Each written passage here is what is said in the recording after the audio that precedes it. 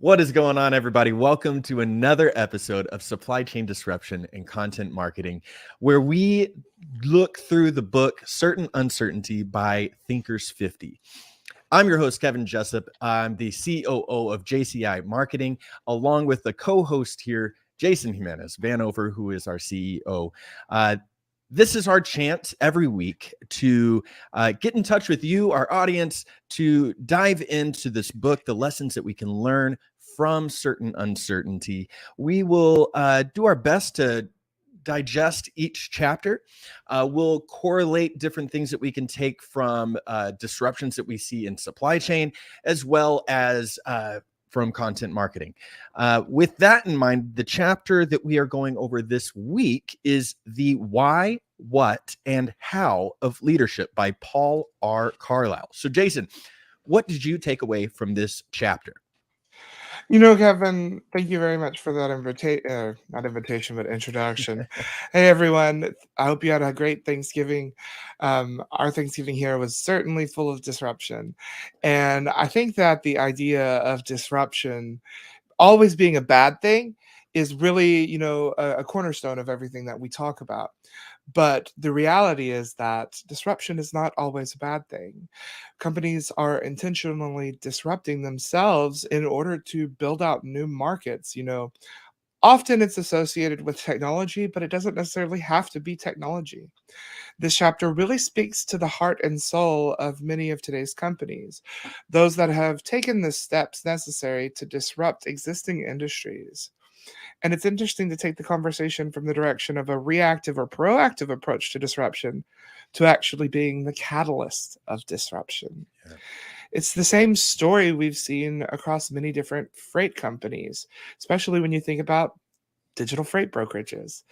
The same story exists, but it's told in a slightly different direction across each client or how they approach their specific solution or suite of products. We see these companies embracing innovation, creating new ways of gaining visibility, creating new ways to really look at things, creating new layers of logistics. And we see endless story after story after story where companies themselves are the disruption. Yes, they are responding to disruption, but they are also the disruption. Kevin, we were talking about this recently. What is an example that you can think of where we've seen a company really kind of embrace that idea of disruption in the freight world when they were building out a TMS? Yeah, man, we were just talking about this. We met at a company called Ceresys, which they developed one of the first ever web-based TMSs, but it wasn't like a true TMS where it was really just a freight rating system. And then they built on, because it was proprietary technology and they built on top of it, it ended up becoming a really good TMS, but it still was missing some features.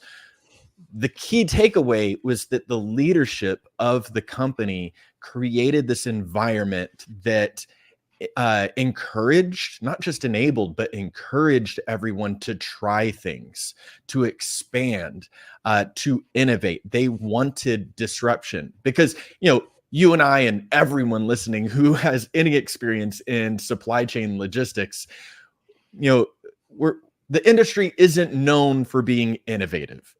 A lot of the things, the processes and just the overall like day to day feels like it was set up in the 70s or 80s, and it hasn't really evolved since then. And it wasn't until the blank checks of COVID that supply chain started getting attention for innovation.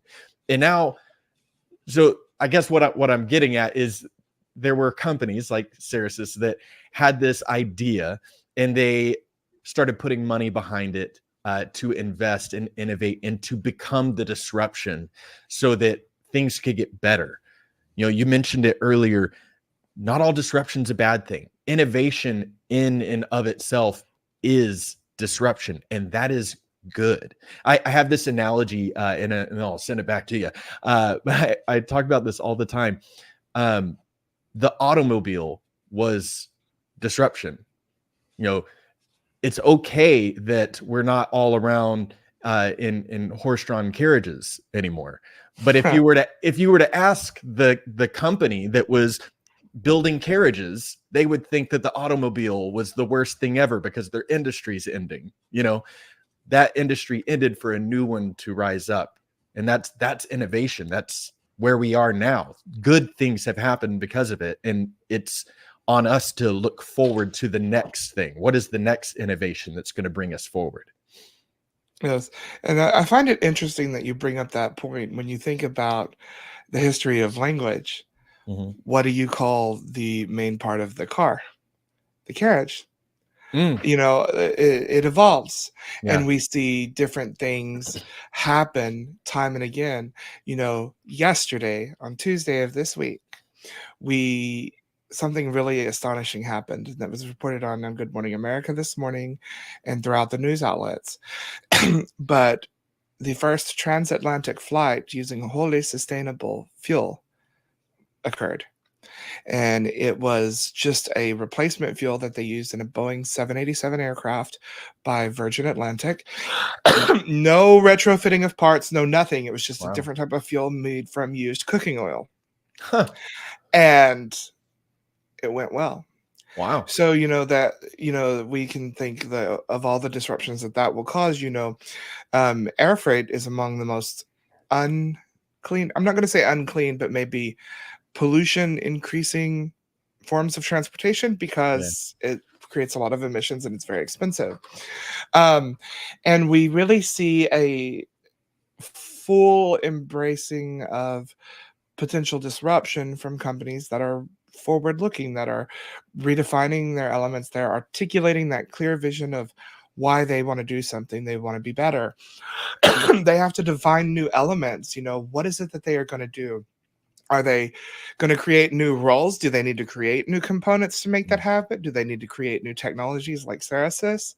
And in fact, one of our clients, Supranational Express, an asset-based freight brokerage, 3PL on the West Coast, they've done precisely that, building out the next generation tech stack to support drayage and imports and exports on the West Coast, and have fully embraced the disruption.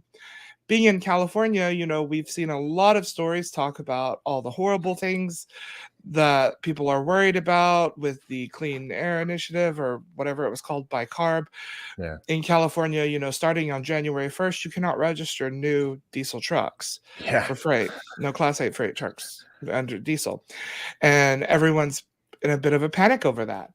But that company that I'm referencing, they saw what was coming and they fully embraced sustainable zero emissions vehicles early. So they're already in compliance, even though that measure is not really in effect yet. Yeah. And it is those moments that define us as both companies and our values. And I sometimes get chills just having these conversations and thinking about businesses exist for business, but those businesses also exist to support values, and those values exist to support the business. And it really reminds me a lot of, it just endlessly reminds me of the marketing flywheel that HubSpot teaches us about, where we see it leading into one another. And I just find that really powerful and impactful. Yeah. And to bring it back to the chapter, that's the why.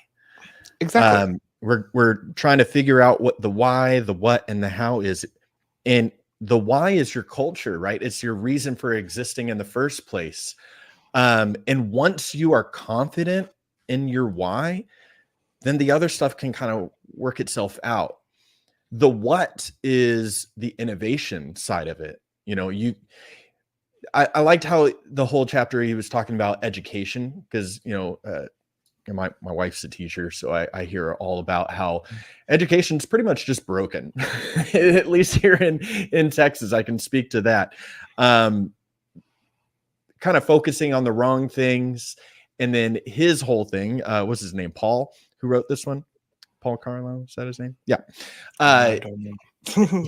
So his whole thing was he was creating this new innovative approach to higher education, specifically an MBA, and it was done through an existing college. So that college already has these pre-existing workflows and the way it's always been done, and they're not stopping that. Those programs still exist, but now there's this alternative, and it's doing well now. They're doing really good because it's this new innovative approach. They had to go in and rethink and maybe stop focusing on the things that everyone always focuses on because it's the way it's always been done, and maybe flip it around, look at it from another angle. We talked about it chapters ago, reframing and future thinking. Yes. This, I feel like these were our foundational topics Yeah. at the beginning of this book, but to reframe these different ideas and data points. What data are you looking at? Do you really need to be looking at that particular data? What tasks are you doing? Are you sure you should be doing those tasks? Ooh. Maybe there's some other things that maybe another person should be doing those tasks. Maybe fill in the blank. There's 1,000 different things that you could do there, but to rethink the what, and then the how just kind of falls into place. You can figure the how out, but the why needs to be solid first. That's your foundation. Focusing in on the what, you can identify what those things are, and then the how just kind of works if you have the right people in place. Exactly. Yeah. I've something that just came to my mind while we were talking about this is, in this industry, many topics surround, the idea of managed transportation and where that falls within the layers of logistics, because it's not quite a 3PL, it's something more. It might be a 4PL or 5PL, or with AI, I almost wonder if there's going to be a 6PL, like a sixth type sense or something. Yeah. But the sixth layer is just the AI overlords ingrained in every layer. Went a bit dark, to be honest. But hopefully let's not jinx it, especially when we also talk about disruption and being a disruptive force. That brings us to the idea of, what OpenAI did. They could have built that and charged substantially more than they did, but they did it because they wanted to challenge the status quo that companies, only those with massive resources, could actually get access to an accessible AI tool. Yeah. And what they've done is created something that challenged the status quo, that made a large language model accessible to a vast audience, and also for developers. And in turn, they've reshaped what we all know as the use of AI. For me personally, I do not like managing my calendar. I let ChatGPT handle all of that because it's easier. Pardon me. Sorry. Hey, y'all, this is what happens when you do it live. With everything that has occurred, I just really see us heading down a direction where we need to recognize that, yes, disruption can have that negative connotation. Yeah. But we can even reframe it, and we can be the catalyst for disruption. Yeah, and the people that complain about disruption, they're the ones who weren't planning for it. Exactly. Just because a new industry comes out, AI in general wasn't really it existed, but it wasn't good enough for anyone to really give it a second thought until OpenAI. But now it's everywhere. And so, for example, have you Googled a lot lately? I know you have. It's rhetorical. You don't have to say yes. Google's gotten so good. I don't know if this is across the board, but when I'm Googling things now, there are AI built into it that just takes the question that I asked and then it says, do you want an AI generated response? And I go, yes. And it pulls in data and information from the top ranking articles and then summarizes all of it right there into one little paragraph. And then it gives me the sources right there beside it. That's Don't put us out of wonderful. don't put us out of business, Kevin. No, I'm just No, kidding. I'm this just is kidding, how everyone. this is innovation. This is Exactly. how people are using Google. And so it's so much easier now, in my opinion, to rank in your top 10, because that's what it's like. The before this, it was top 10. You had to get in your top 10. Okay. That's the metric that everyone looked for when ranking in Google. And then that was really because you had to click onto page 2, and no one ever clicked on page 2. And then Google removed the pages and just allowed you to scroll. And so it was easier. You could rank top 30. There's a chance that people would still see it. Top 30 is really important now. Cool. And now it's like the top 5. The top 5 are being pulled in as sources for the AI generated response. So now it's even harder now, you know. But that's And you also have, I'm sorry, I didn't mean to no, go interrupt ahead. you, but you also have the fact that for the past few years, time and again, Google has come out saying it is helpful, meaningful content. Hmm. And that is really what the AI tools draw on, is Yeah, if you are adding something meaningful to the conversation. You know what? Anyone can get online and pull freight rates from DAT yeah, and put that into content. But unless you add the context, unless you're able to add that human element of insight that the AIs can't quite do, yeah, your content's not going to get noticed as well. And in turn, it's never going to end up it's never going to end up quite where you want it to. yeah, Here recently, I found myself in our writing team working on pieces of content where, historically we would try to take a very objective view in the beginning, but now you have to really get to the meat and potatoes in a couple of sentences. yeah, Whereas in the past, that was really only a concern for things like email marketing, yeah. targeted ads. But now you have to, if you're going to ask what are the benefits of logistics, or outsource logistics, or maybe even outsource marketing, you have to pretty much say it within the first 2 or 3 lines, even if Yeah. it feels redundant, or it's not going to get noticed. Well, and think about, we use ChatGPT pretty often. But think about how you prompt, and the way you prompt, and that how it gets the best results. So if Yes. you treat ChatGPT like a machine and you give it, I need this, I need this, I need this. I don't know about you, but the results aren't very good. No. But No. if I talk like a human and just give it the context that I'm looking for, give it a nice paragraph written like a human, it will do really well. Yeah. And that's what we as content marketers and those who do SEO, we do content, we do all of it because we're a holistic content marketing agency, Yes. If we can keep that in mind, and we're always paying attention to that, and we know that that is how Google is operating now, that we can integrate that with our future content. We know it's not fully about, like, yes, the SEO part super matters. Yes, and But that's you have built to in. think outside of the Yeah, box. You have you to come up can't. with other ways to look at it Yes. beyond that raw content and ads. It's never Yeah. it can seem like it's raw content or ads, Mhm. but the truth is it's never been raw content or Yeah. ads.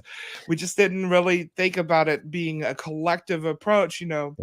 When we mentioned managed transportation earlier, something like popped in my mind, and I was like, you know what? I think I'm going to make a web page on that.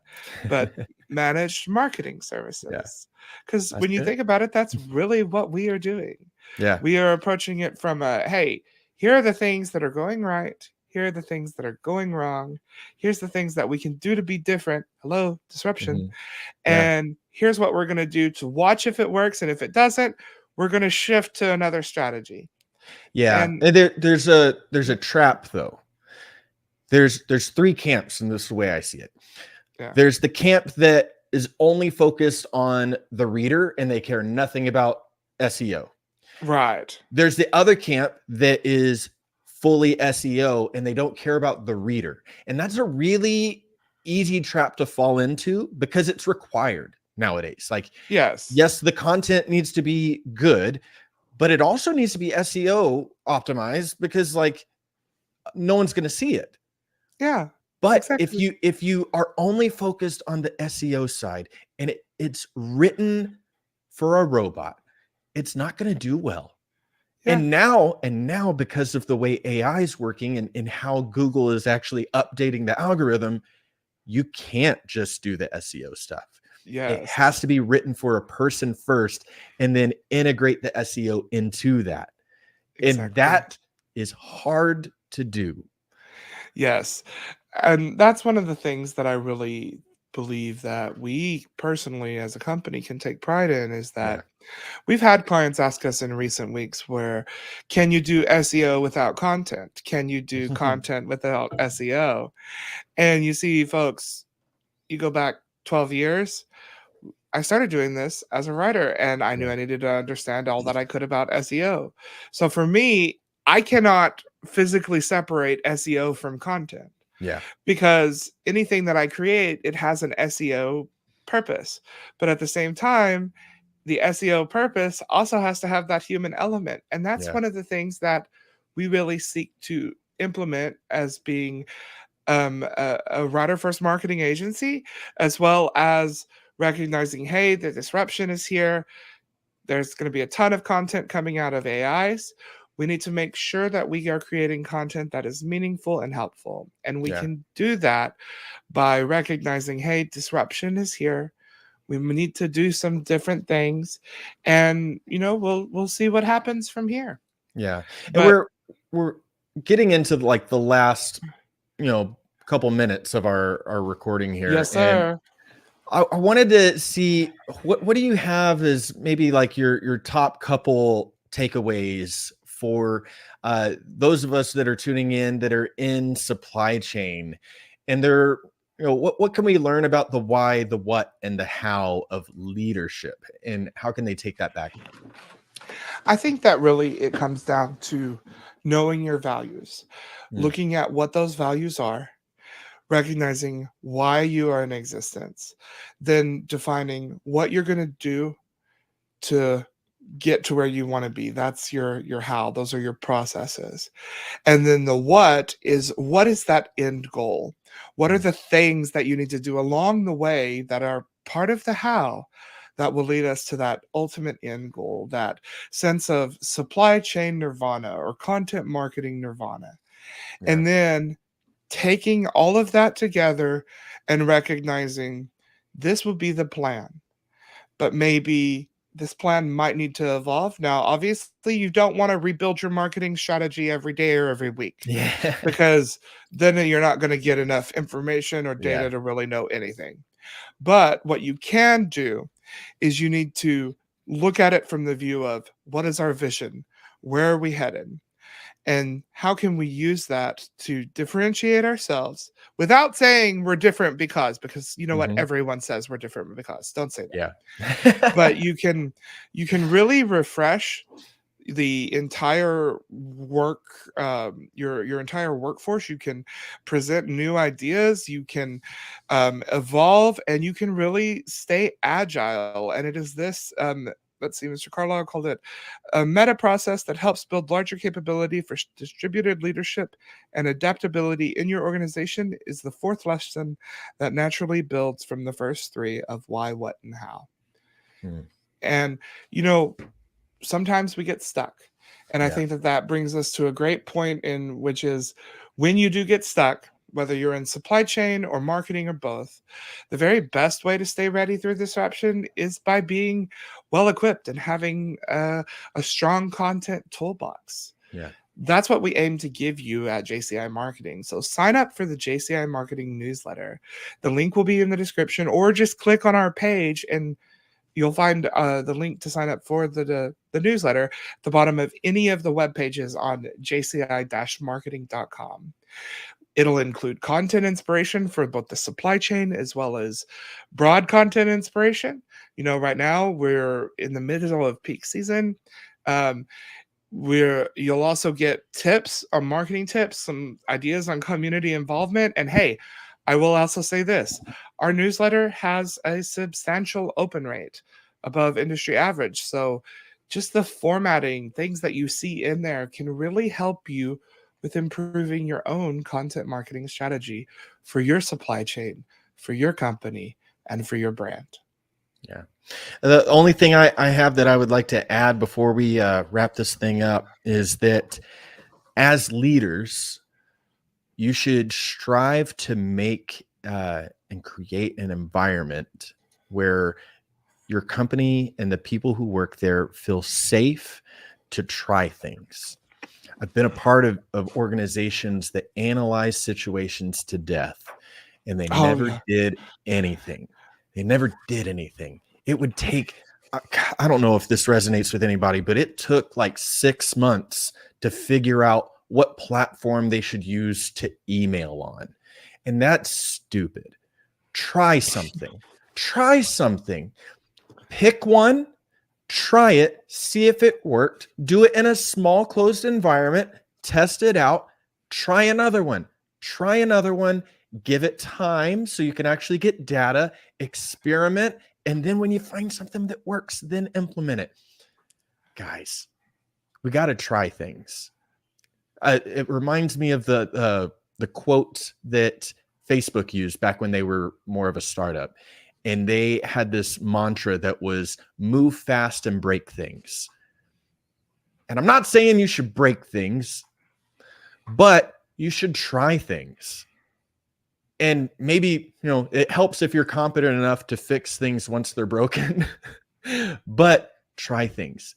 Don't be afraid to innovate, experiment with stuff, look at data, course correct, and move forward. I don't remember who it was, if it was Gino Wickman or someone else in all of that we've learned in the recent years. But one of the quotes that is printed out on my wall above the desk is, "It is less important what you decide than it is that you decide." Yeah. So, it really, there's a endless source of inspiration. I greatly appreciate your time today, Kevin, and us working on this next episode. Next week, we will be back to discuss organizational culture and developing a curious culture at work, which I think really plays in closely with what you were just saying. Yeah. Be ready, be fresh, be open to those ideas and possibilities, create those safe spaces. And hey, y'all, you're welcome to join us in this safe space next Wednesday at 11:30 a.m. or 11 a.m. Oh, whichever. I don't remember. It I think it's is 11:30. Okay. Yeah, I think it's Central. 11:30. Yeah. So you're welcome to join us. Share this to your feed. Share this to your groups that you are in. We are currently looking for guests that would like to participate in a discussion with us. Each week it's based on a different chapter of this book, but written with a foreword by Des Dearlove and created by the think tank Thinkers 50, Certain Uncertainty. So with that in mind, I hope you have a great rest of your week. Check out what we were talking about with signing up with the newsletter, and keep writing. Bye, y'all.